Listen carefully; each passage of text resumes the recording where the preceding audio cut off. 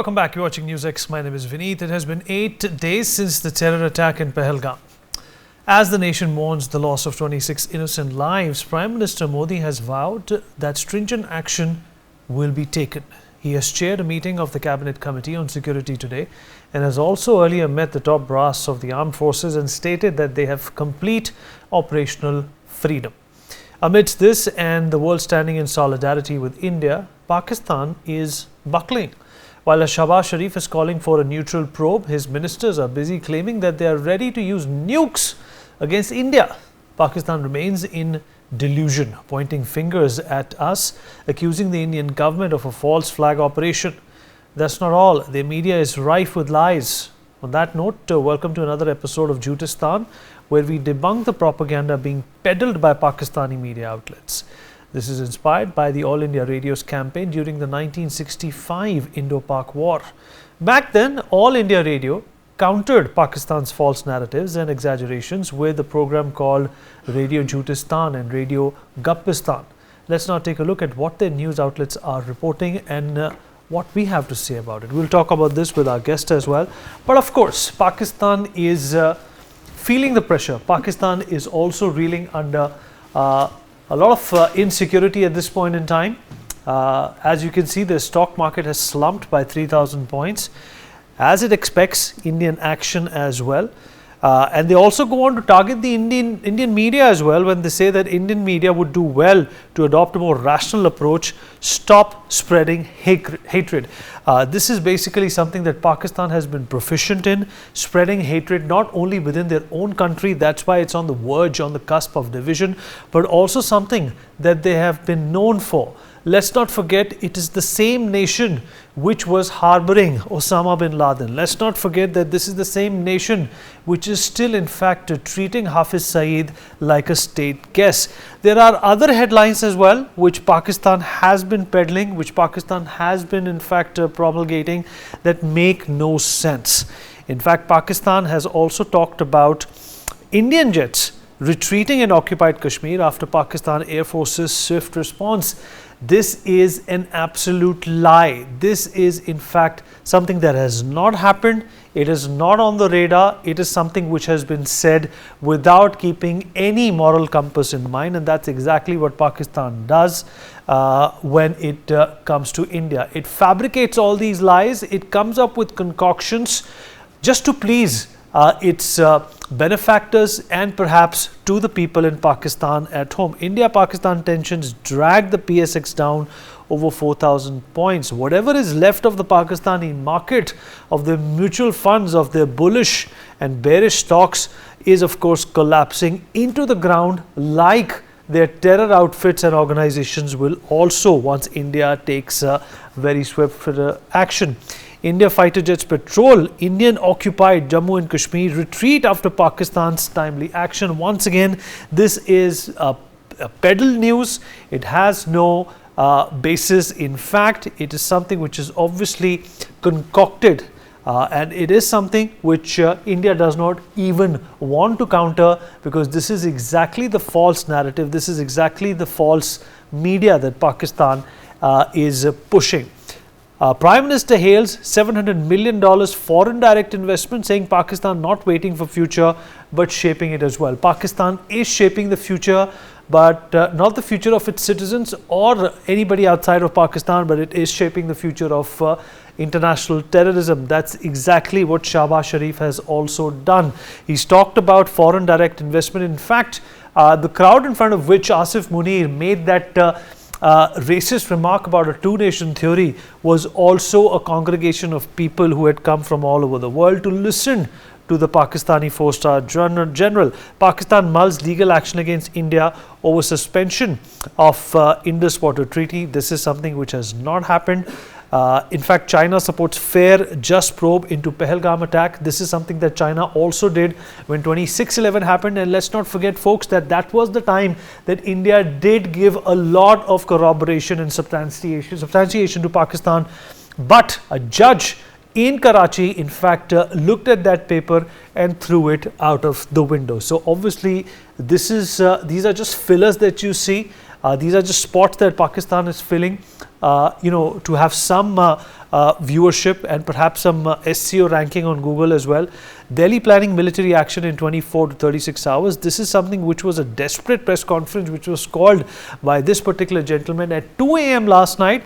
It has no basis in fact. The Prime Minister, of course, has convened a number of important meetings. He's let the forces decide to what they want to do according to their time and choosing. But this is exactly what is wrong with Pakistan. Their intel, whatever ISI is in fact presenting to them, is going to be doubtful. It is going to be under probe because all of this information is basically agenda based.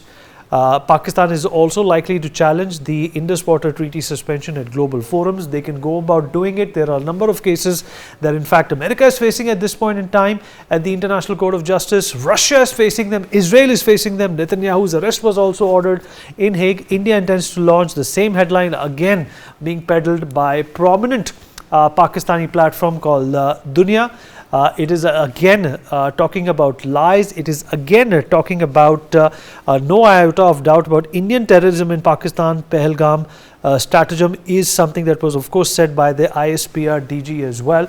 In fact, they are blaming India for putting out this false flag operation which has no basis in fact, when their own defense minister has gone on an international platform and said that they are the perpetrators of terror. They are the ones who've been helping the Americans. They are the ones who've been helping the United Kingdom in training and sending these terrorists throughout the world. There's a trail of Pakistani terror wherever you've had attacks. India planning attack on Pakistan in the next 36 hours. This is just sensationalism, and this sensationalism is something that is being targeted towards the populace of Pakistan, who seem to be worried that we as is don't have any money to eat, we don't have money to buy wheat, we don't have money to buy sabzi, and Pakistan is going to be borrowing all this money from the IMF and China and perhaps Saudi Arabia and some of the Gulf countries and using it for a war against India. Credible reports again.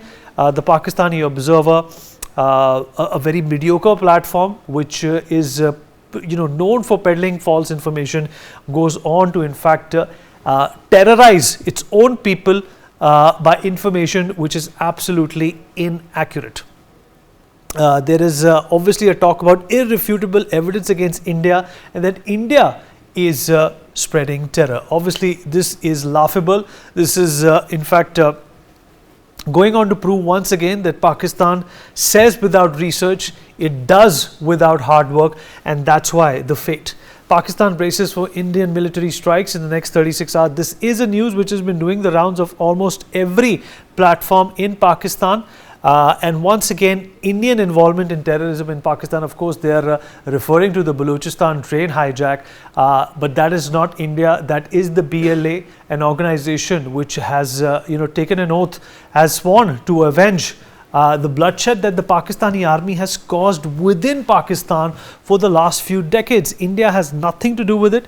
India has shown solidarity, but just on paper, there is never a chance that India will support terrorism. Let's talk about this with our guests. Joining us on the show at this point in time is Professor Madhav Nalapat, Editorial Director of the Sunday Guardian. We also have Mr. Alok Mehta, Editorial Director of the India News with us.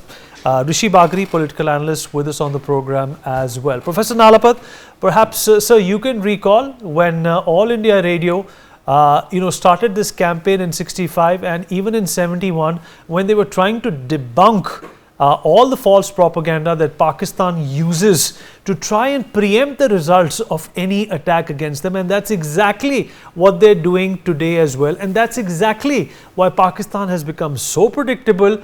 And it also explains a lot, sir, as to why they lost all 4 wars that they have fought against India. Well, look, Vineet, nothing that is said in the media in Pakistan is worth even looking at. The fact is that one has to go by the actual actions of Pakistan, not the fake narrative created by the media. And now Pakistan is posing as a land of peace. It is not peace, but piece by piece. It is disintegrating into pieces because of its own internal issues regarding the stifling control of the military. And, they're talking of proof. 2611, in my view, we made a mistake because they wanted that proof only to identify sources of intel in their own pay area. And many of these people, whether they're correctly identified or not, they suffered the most horrible torture and execution. So the reality is that it is better not to provide anything to Pakistan, any kind of intel on any kind of issue, because all they want is to misuse it. And unfortunately, a terror state, and India will not help a terror state. Now, I want to say that in India, the government has taken very, very methodical steps. For example, the National Security Advisory Board has been reconstituted. That's very, very important. Alok Joshi, who is the Secretary R in the Cabinet Secretariat, has been made the chief of of that very important advisory board, and he's an outstanding person. He's a risk taker and a gambler, but he's not reckless in any way. He's very methodical, very careful, and he plans everything through A to Z. There's a plan B, there's a plan C, and there are further plans down the line where Alok Joshi is concerned. We have then three people from the military. Obviously, the military is going to be very significant in the security matrix of India. And then we have two people from the police service, IPS. And of course, internal and frankly, internal terrorism, external terrorism, it comes into India and it becomes so called internal, but doesn't change the fact that it's actually externally sponsored. And then, of course, you have one person for the foreign service. So essentially, diplomacy is fine, but what you need is, frankly, action. And diplomacy itself is strengthened by action. Now, I would like to say that the Prime Minister has done a very wise thing by giving a free hand to the military, the Army, Navy, and Air Force, to decide the timing, mode, location, target of attack. They are the experts, and they're the ones who should be, basically put in charge of the process of retribution. So that's a very, very wise decision taken by the Prime Minister, Prime Minister Modi, and therefore it is the three service chiefs and the combined chiefs of staff. They are going to meet and they're going to decide the location, the targeting, and the extent and the timing of the attack. And I think, Vinny, overall, it's a great strategy, and I would applaud the government of India for having this kind of a strategy, reconstituting the NSAB in this very, very, if I may say so, carefully calibrated manner, and if I may say so, leaving it to the military to decide what they're going to do, when they're going to do it, and how they're going to do it. Thank you, Vinny. Right, sir. And Mr. Mehta, let's not forget that we are talking about the same country, sir, that refused to own up to taking back its own martyred soldiers during Kargil. They, in fact, washed their hands off of their dead bodies. It was the Indian Army that gave them a proper burial. On top of that, Mr. Mehta, let's not forget, viewers, that this is the same country which still does not concede that it lost the 1965 war, it lost the 1971 war. It still believes in a two-nation theory, despite it being split into Bangladesh in 1971. How is it, possible for one country to produce so many lies? Vinit, frankly speaking, they said there is no democracy in Pakistan, first point, because they think like in Hitler days, I think the World War, people used to say Goebbels. That's why you started about this Jhootistan. All the time, they create problems, they attack, and then they say, okay, we are innocent, give the proof. What sometimes our leaders also talk about, opposition leaders like Rahul Gandhi ask about the proof, and so these kind of Pakistan attitude is nothing new for us, and that's why you are very right. And Mr. Dalpat also mentioned about it. The Prime Minister took a very, very firm decision. Okay, Army will decide, RAW will decide, the Ajit Doval, the security advisor, Defense Forces, coordination between all the agencies. I feel this time because I was following since Indira Gandhi days, and I was very junior at the time, but I was in Delhi at the time working in an agency in 71 war. Then plane used to come on about Delhi also sometime. Now situation is quite different. Now we are not even this 71 or 65 or even the Kargil. Now we are more integrated forces. In India, the military intelligence, the army forces, or the IB, CBI, RAW, they are all coordinated. And that's why the Security Council, what the Stalok Joshi will be there, is the same thing. Earlier also we had a system army chief, the chief of army, because all the army, the coordination is better than the earlier days. So the Pakistan because and unfortunately the ISI in the army they control the media. Frankly speaking, what you talk about the media, this is not the Pakistani media. This, we should call it a ISI in army, whatever they because they are not bothered about their own people. 30 lakhs people they killed in Bangladesh. Before we supported them, and ultimately they won the Mukti Sena. Otherwise, you see, they killed 30 lakhs. In Balochistan, they 3 lakhs people. In Kashmir, since long, thousands and thousands of people they have killed. So it's not a religion. There's no democracy. And that's why we are fighting in such force. And that's why I think the Prime Minister Narendra Modi very openly told to the world.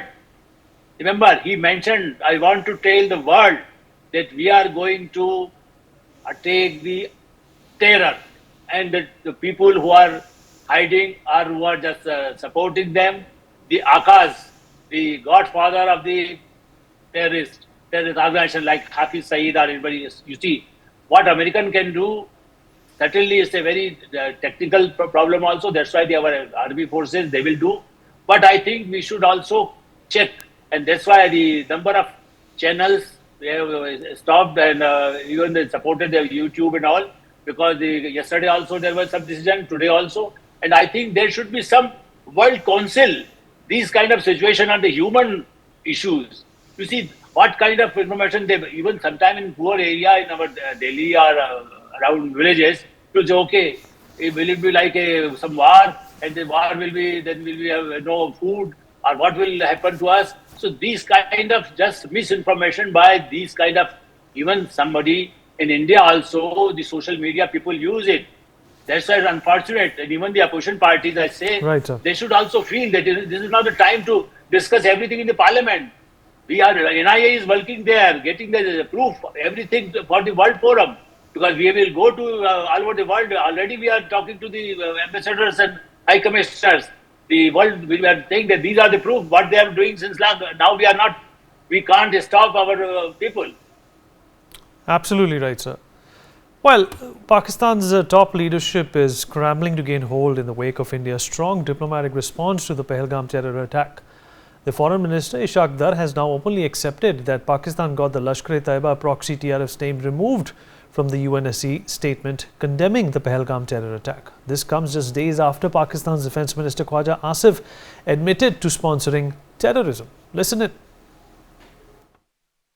इतना बड़ा वाकया हुआ आपके Jawar express भी पूरी ये आई थी condemnation की टेररिस्ट एक्टिविटी को कंडेम किया गया था मैंने कहा we are ready but please you have to put in Jammu and Kashmir and have to delete this TR इतना Rishi Bagri, political analyst, also with us on the program. Rishi, you know, Pakistan has once again, India has started its own diplomatic tangent, but this diplomatic tangent has more to do with apprising our partners of what India plans to do.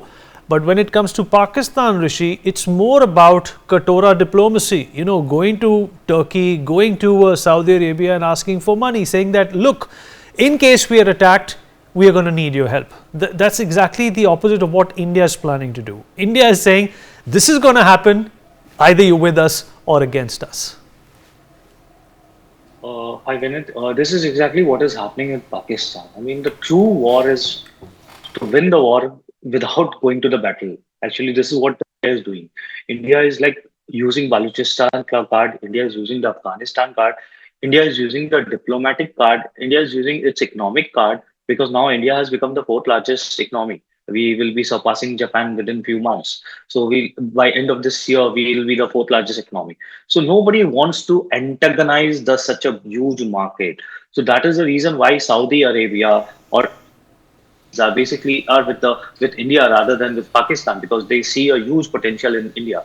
And what they see in Pakistan is just a bigger country which comes and begs for some helps. So this is exactly what the feeling among the Middle East when the Pakistan any head of the Pakistan goes to their and visit to their country. So this is what exactly happening, and you can see the difference. No? The stock market has fallen 10% in the Pakistan. The Chenab River, the recent what you call the Google images which has been released today. I mean the flow of the Chenab River has actually dried up. Now, what exactly happened? I don't think so that Indus water will give you a immediate effect. What it will do is that it will give a unpredictability of the flow in the Indus in the water in all the rivers downstream.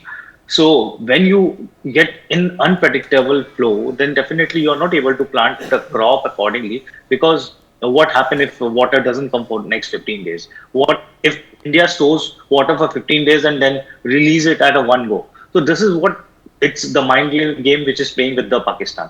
Then I think there's an info war which is also happening, and the kind of tweets which has been done by the Trump administration, which is clearly very pro India. You have seen the tweet of Donald Trump. You have seen the tweet of DNI Tulsi Gabbard, and also the official handles of the White House. I mean, they are clearly with India. I mean, they have actually made their choices very clearly. So I think, I mean, Pakistan has really is this is not a 1999 Kargil or when Pakistan has some backers. Today, Pakistan don't have any backers, and India has a lot of backers today. Even China is staying very silent these days. So even they are looking for the India as a market. So all these things are there. And then India has $700 billion of reserve. Pakistan has hardly $6 or $7 billion of reserve, which can hardly last for 2 or 3 weeks. India is already having a 9 month worth of stockpiles of oil. Uh, Pakistan doesn't have anything like that. So obviously the cost of staying alert and the cost of mobilizing and cost of preparing for the war is too high. If we delay our action, they cannot outlast us. They cannot, because they cannot spend so much for the preparation and staying alert and staying in the state of preparedness just to see कि कब incoming war हो रहा है. So obviously they can't do that. So obviously that is the reason why they are doing all the info war which is possible, but that war won't sustain in India right now. Absolutely. You're absolutely right. And it is undeniable that Pakistan has entered panic mode. Shahbaz Sharif has chaired back-to-back emergency meetings after India suspended the Indus Water Treaty, and his deputy is on a dialing spree. Till now, Ishaq Dar has called the foreign ministers of Bahrain, Kuwait, Hungary, UAE, Qatar and China with desperate times calling for desperate measures. Pakistan has also been moving towards burying the hatchet with Bangladesh, with their High Commissioner in Dhaka briefing the Bangladeshi government on the situation. With all the telltale signs of panic in the country, can Pakistan be seen buckling under pressure? Professor Nalapat, Pakistan is, obviously going to try and malign India. It is going to try and twist the truth.